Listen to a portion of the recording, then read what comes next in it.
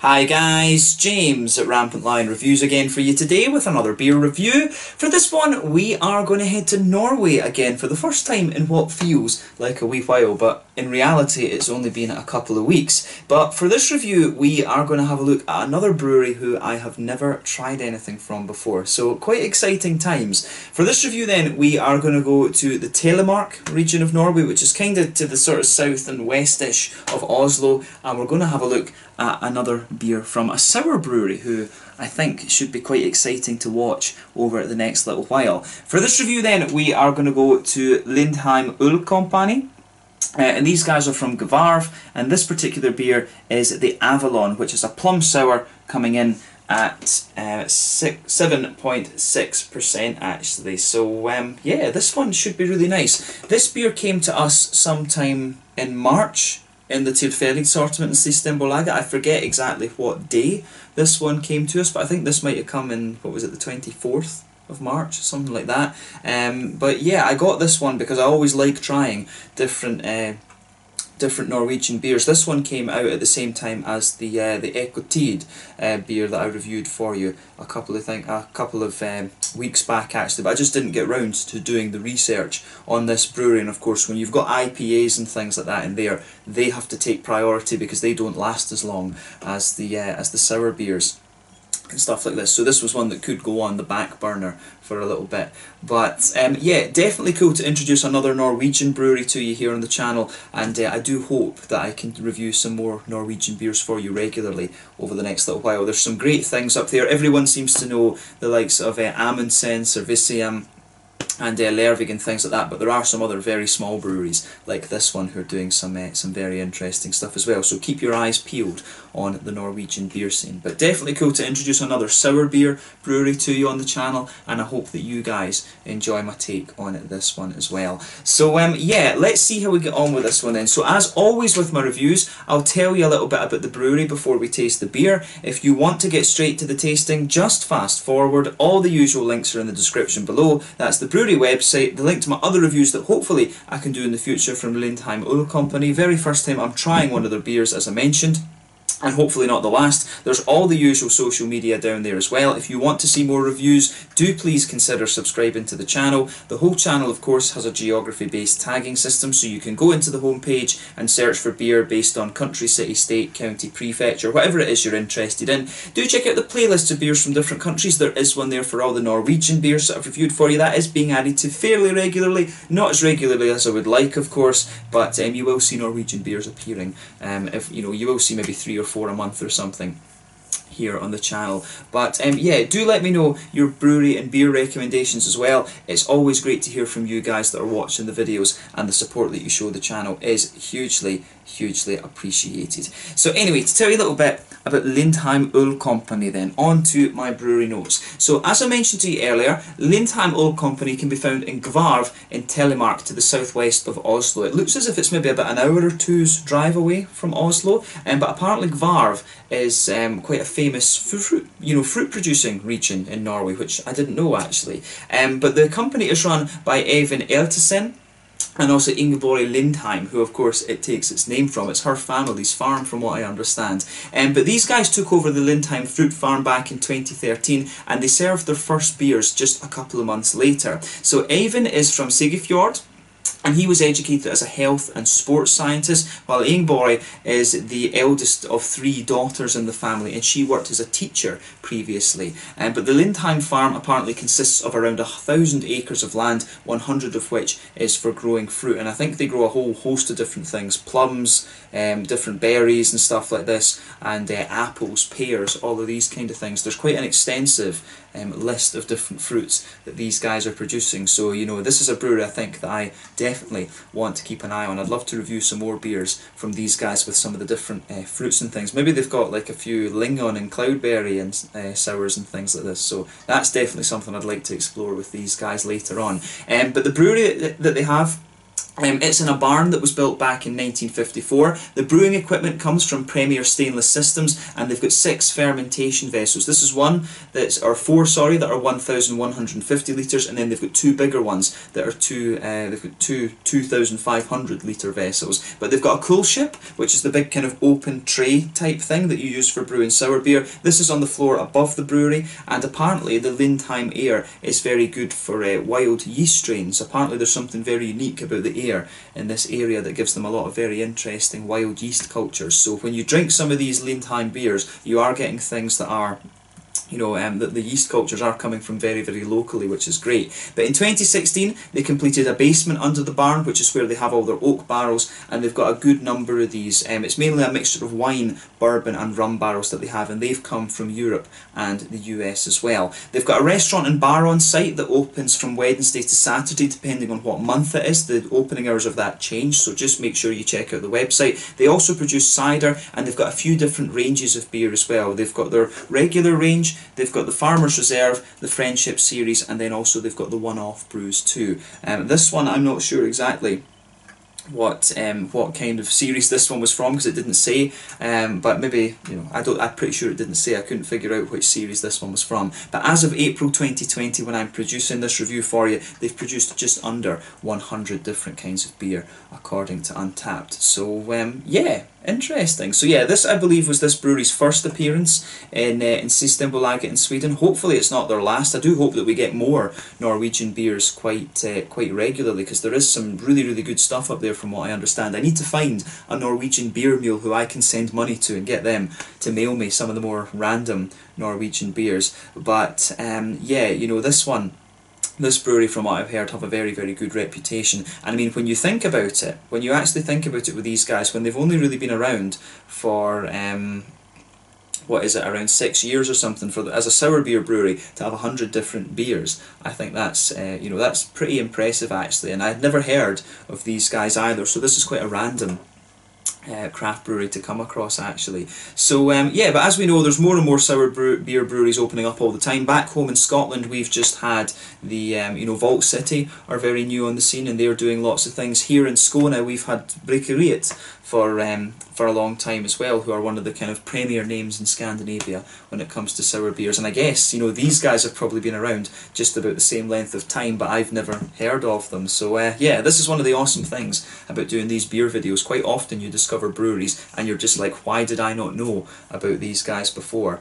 But yeah, interesting to review these guys for you for the first time, and let's see what their beer actually tastes like. So that's all I can really tell you about the Lindheim Ølkompani for the moment, from Gvarv and Telemark. Hopefully I can get out there and visit the place at some point. That would be an awesome out and about video to go and see Lindheim Ølkompani. I need to maybe talk to my dad about that. That would be an awesome little trip. But yeah, really cool to encounter these guys for the first time. If you want to learn more about this brewery, you can check out the brewery website in the description below. You can follow them on Facebook and Instagram to keep up to date with all the latest goings on. And of course, you can check out the Rate Beer and Untappd pages to learn about all the different beers that these guys have done. So yeah, let's get on and actually have a taste of this one then. So as I mentioned to you earlier, this one is called the Avalon. It's a 7.6% plum sour beer. The plums that are used in this are Avalon plums. From what I understand, it's a special variety of plum that they have. And this particular beer has been aged in red wine barrels. It says here this is part of the Farmer's Reserve series, a wild ale fermented in red wine barrels with Avalon plums. So I do apologise for telling you lies earlier that I didn't know what series this was in. I've obviously just kind of missed that. But yeah, 7.6% plum sour, red wine barrel aged this one, and it should be really quite nice. I do like how they've got their own seals that they put on these as well. That's a nice little touch. So that's quite an expensive thing for breweries to do, but I think if they do it, I think it just adds a nice little touch to the beer. The bottle for this one is green. I do wonder with sour beers, you know, what makes a brewery is, you know, the brown beers, the brown bottles obviously protect them greater than the green ones, which protect them more than the clear ones. But I do wonder if there was a specific decision as to why to use a green bottle rather than a brown bottle. I don't know. But yeah, this one is 375 millilitres, I think. Yep, 375 millilitres, 7.6% ABV. Without further ado, let's get this guy out and we will get on with the tasting. I'm very curious to see what this beer has in store for us. I've got a couple of other sour beers in the fridge that I really need to have a go at as well, but it's nice to try another dedicated sour beer brewery from Norway. Of course, Ekentid, are obviously the guys who have been, their beers have been out here a little bit more in Sweden, but these guys have obviously been around for quite a bit longer. But yeah, as you could see with this one, a nice smoky opening, and then we'll get it out and into the glass. I think this is going to be lovely. I can't remember what I paid for this beer actually. This one I think was like 70 or 80 Swedish crowns, so if we translate that, that is, you know, that's going to be about €8 maybe, something like that. I think this bottle cost me €8 for a sour beer. I think that's pretty decent, especially when you consider that it comes from Norway, you know. Beers that come from Norway automatically, because of their strong currency, labour prices and so on, the Nordic beers, are going to be a bit more expensive. That is just a kind of general rule, if you like. The same with Danish and Swedish beers to an extent, although Systembolaget is quite cheap. Finland, I guess, and Iceland also fit into to this category. So yeah, Nordic beers generally are quite expensive, but for €8 for a sour beer at 7.6% barrel aged, I think that's pretty good actually. I think that's a fairly decent deal. These beers obviously are a treat. You're not going to drink sour beers every day. And the main reason I bought this one was because it was a Norwegian brewer that I hadn't reviewed before. So yeah, I think that's always a good reason to buy a beer. So yeah, this one is about €8, so about £7 or something like that. I don't know what that would be in Norwegian kroners, but yeah, if you guys are watching in Norway, let me know how much this beer costs in Norwegian. But it was about 70 or 80 Swedish, I'm pretty sure I paid for this. So yeah, as you can see with this one's poured a lovely kind of, what kind of colour is that? It's almost like a kind of gingery, coppery. Well, no, it's not coppery, it's a bit too bright to be that. It's almost like a more kind of gingery character. It is almost a little bit more of, it is more of a kind of gingery colour, this one actually, rather than anything else. I didn't quite expect that from it. I mean, the plums, I would have thought plums would have given you a very, very dark kind of colour. So I don't know if the Avalon plums are maybe just a little bit lighter in colour, but to me obviously a plum is a very, very dark thing. It's about the same darkness as this, my good Scotland shirt, but obviously a bit more purple and things. So I'm quite surprised at the colour of this one.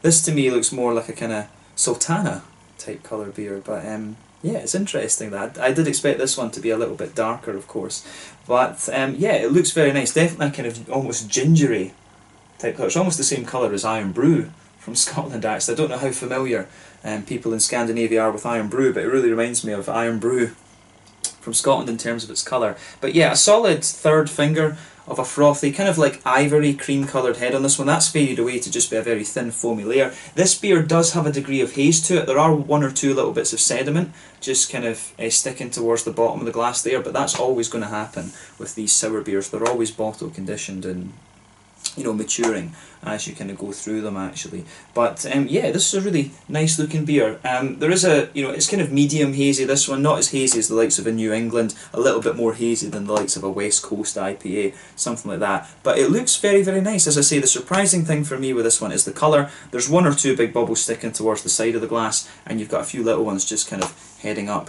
towards the bottom of the head there. But overall, it looks pretty nice. As I say, I'm just surprised at how kind of light and gingery in colour this one actually is. So yeah, let's take a little look at the aroma of this then and just see how we go on. I'm very curious to see how the red wine barrel aging affects the actual plummy side of things. Oh yeah, this is the aroma on this is really nice. It's actually, this comes across as very, very smooth. As I've told you before, personally I don't find sour beers to be the most complex of things. For me, what makes a good sour beer is like the smoothness of the transition. When you take these beers in, they're always a little bit puckering, but it's all about how the kind of sweetness and the smoothness comes out of these beers. For me, a good sour beer has a really lovely smoothness that develops later on, and then it starts to make the transition to become a bit more kind of juicy as well. That for me is the kind of essence of a good sour beer, if you like. So this one I think is going to be really quite nice. You can smell the kind of red winey vinous qualities underneath this one, but you've also got a lovely kind of woody, you can really smell some of these lovely oaky woody qualities to it as well.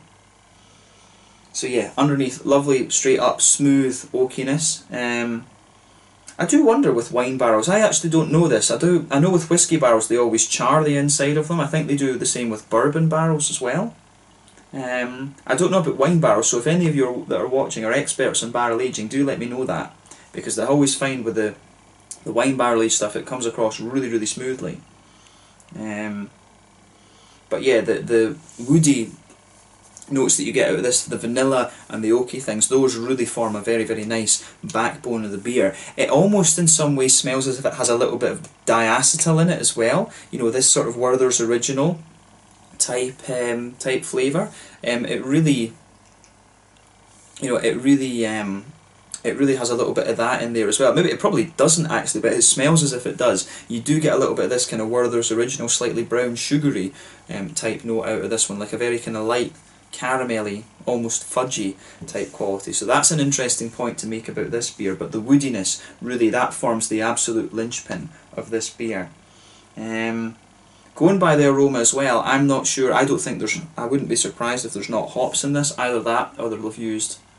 Oh no, it does have hops in it, this one, so what they'll be doing with this, some breweries, some of the more modern sour breweries, they actually don't use hops in their Berliner Weisses and things, but what you tend to do with beers like this is you'll use old hops or very low alpha acid hops, because you don't want the bitterness kind of taking away from the sourness or the lactobacillus or the Brettanomyces, whatever yeast strain you're actually using in it. But this one, it does have a nice bit of grassiness to it, but it's very, very smooth. You might well get the impression from this one that there's not hops in it, because I almost got that, and that's due to how smooth the wood is, and how the vanilla, the more and more you smell of this, the kind of vanilla notes that you get do become more prominent. But yeah, you can get a little bit of grassiness out of this one. There's maybe a teeny little bit of that light sort of nobly earthiness. As I say, old hops, and you know, they lose a bit of their potency basically. They put those into the beer, but the fruitiness out of this is really nice. I mean, with the sour side of it, you can smell a little bit of that kind of typical citricy type thing, but at the same time you do get a little bit of that kind of juicy red wine, grapey quality. You do get that sort of nice, more juicy vinous quality to the aroma in this one as well. But the plums, I think, give you a lovely bit of juiciness. I mean, it's almost like a kind of candied fig or something like that. It's almost got the kind of it's almost, you know, the plummy notes that come out of this are really, really very nice. For me, plum was always quite a big, thick, juicy, oily, fruity flavour, but the plums that you get out of this are very light, and they smell very kind of airy almost, which is quite interesting. So I really like how this whole thing goes together. I mean, it's a very, very nice beer actually. In terms of the aroma, this is one that you definitely want to take a little bit of time over and just enjoy. So thumbs up to Lindheim Ølkompani for the aroma of this beer. I think this will be a very nice introduction to their brewery. So yeah, this one is the Avalon, a 7.6% plum sour ale, red wine barrel aged from Lindheim Ølkompani in Gvarv in Telemark, just to the kind of southwest of Oslo in southern Norway. Let's have a taste of this one. I think this is going to be awesome, and it's great to see another Norwegian sour beer brewery up there. Slàinte, skål, cheers.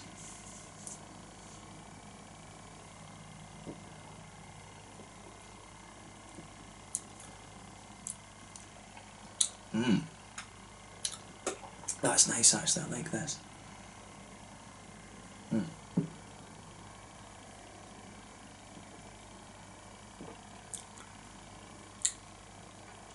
Yeah, this one, it's interesting this, because the kind of, this beer's one of these ones, I find this actually to be more of a kind of subtle sour beer rather than anything else. It actually becomes a little bit more kind of, first impression is that in the aftertaste it really actually does become a little bit more kind of bready or something like that. It does become a little bit more kind of bready and thicker the further that you go into the aftertaste. That's an interesting point. You do almost get just a bit of breadiness out of this. The other thing that's worth looking at is it says this beer was produced on the 3rd of July 2018, and its bottling date was the 21st of November 2019. So at the time that I'm drinking this beer for you, it has been in the bottle for about 6 months. So this one's had about 6 months worth of kind of aging time in the bottle actually. So I'd be curious to know how that's kind of changed the flavour. What I'll say about this, the first impression I get of this, I would love to try like a non-barrel aged version of this and see what the flavours of the plums actually are. Because as it stands, I think the plums really come out in the aftertaste. It's really the aftertaste, pardon me, that you get a lot of these nice kind of plummy notes out of it. And in the beginning it really is a bit more sort of vinous, but the plums, the juicy kind of plum notes that I get out of this, they are a little bit almost like kind of like they've got the same sort of lightness and airiness that you would get from figs. So that's a really interesting point to make about this beer. I find the plummy notes in this very light and very nice and easy going. So thumbs up to, as I say, thumbs up to Lindheim Ølkompani for this. They've pulled off a really quite interesting and quite quirky beer in my mind.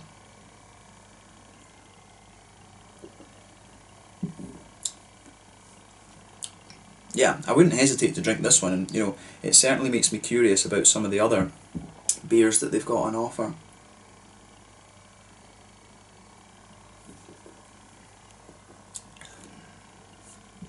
So, yeah, I do like how this one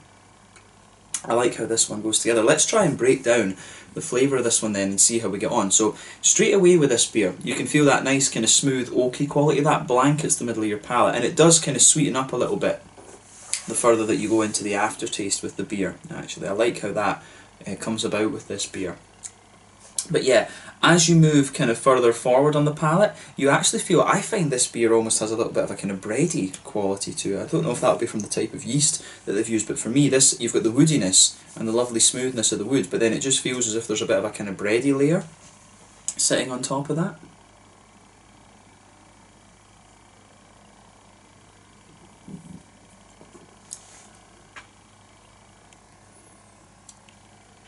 But yeah, I like that about this one. As I say, you've got the woodiness. As you go towards the back of the palate, the woodiness is very, very smooth. You can feel that the vanilla flavours, I think, normally I find the vanilla flavours, they're a bit more prominent on the front right enough. I always say you split the palate into thirds. So at the back third of the palate you get the slightly more spicy, bitey notes. In the middle you get the real kind of sweetness and the booziness being covered up there. Then on the front third of the tongue, that's where you get the fruitiness and things. So it's kind of between the front third and the middle third that you get the vanilla notes normally, and you can get a good little bit of a kind of almost not quite doughy, bready sort of thing. You can feel that, and then the vanilla sort of pushing its way out there. But as you go to the back of the palate as well, the interesting thing is that you get some nice vanilla out of the beer there as well. And the further you go into the aftertaste with this as well, sitting on top of the woody notes, you do get a little bit of that kind of Werther's Originally type thing with this beer as well. A little bit of that you know, a little bit of that kind of, how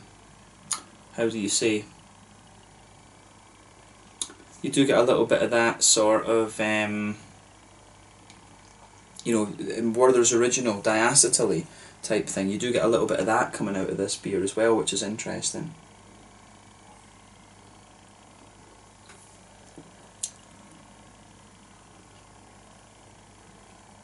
Yeah, I really like how this goes together actually. This is a very, the way that the malt base and things, and well, I say malt base, but the sort of wine, the kind of barrel aging qualities in this one come across as really nice. I've always found sour beers to be a bit lighter in their mouthfeel. That will be due to the barrel aging and the sort of infused flavours that it gives you. But this has got a very nice kind of straight up malt. It's like I say, smooth woody notes, a little bit of a kind of bready quality. Some in the middle of the palate you do get a wee bit of that Werther's Original sort of thing, and you can feel the further you go into the aftertaste with this, you just do get a little bit of that almost doughy, yeasty thing out of this, which is really quite interesting. It almost dries out the middle of your palate a little bit. On the hoppy side of things, back corners of the palate you can get a little bit of an earthiness to the beer, and it's a very mild earthiness in fairness, but as you come further forward along the side of the palate you do feel that earthiness just spreading out a little bit. There's a wee touch of a floral note in the front corners of the palate, then round the very front curve of the tongue it's just a little bit lighter and grassy. Then behind the front curve of the palate, that's where you get that nice oily bubble where the juicy fruity esters start to push their way out of the beer. When you take this beer in, you do get a nice little bit of sharpness out of it. You really get those kind of you do get those big kind of citricy puckering kind of things out of it, which is good.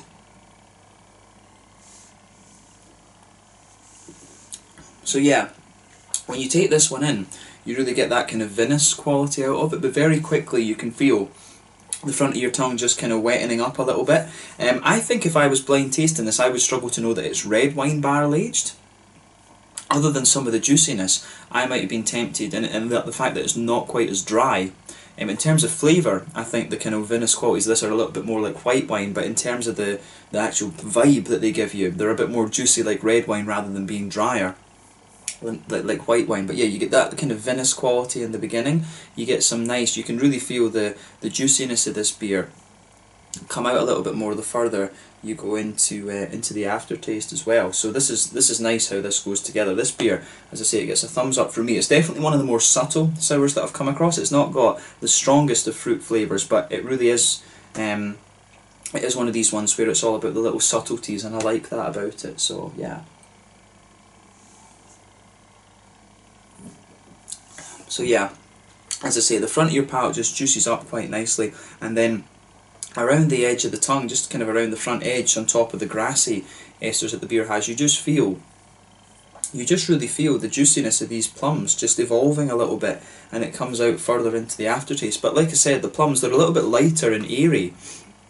Like, it actually reminds me of the cloudberry sour that I reviewed recently from Revsund's brewery here in Sweden. It's the plummy notes out of this are almost a little bit sort of cloudberry-like and figgy-like in their ways. It almost tastes like a combination of cloudberry and fig with the plummy side of this beer. Plums for me were always quite thick and juicy and oily in my mind, actually. Like, I remember always, my mum used to make plum juice, and I used to quite like drinking that. So yeah, that's a really interesting point to make about this beer. I find that the plummy notes that you get out of this are very nice and very subtle, but like I say, the further you go into the aftertaste, you can feel the sort of sweeter elements of the woody side of the beer pushing its way out. The plums, the juiciness of the plums kind of lingers there. There's a wee bit of the kind of sour part of the beer, the sort of citricy, the tannin kind of thing coming out of this one, and you've also got a little bit of the earthiness and some of the grassiness of the hops too. So the aftertaste of this one is nice, but this is one of the less in-your-face sour beers for me. This is one of these ones where it's all about how these kind of subtle flavours just piece together. But it gets a thumbs up from me, and this one definitely makes me kind of curious to try some of the other beers from Lindheim as well. So yeah, we'll need to see what we can do about that. But yeah, this one I think was very, very nice. So big thumbs up to Lindheim for this Avalon beer. In terms of the mouthfeel then,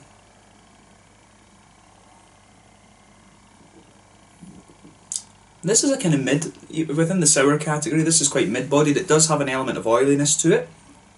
Carbonation I find generally is quite smooth, but I would say this is leaning towards the oily end of the spectrum for a sour. There is a good bit of wetness to it as well.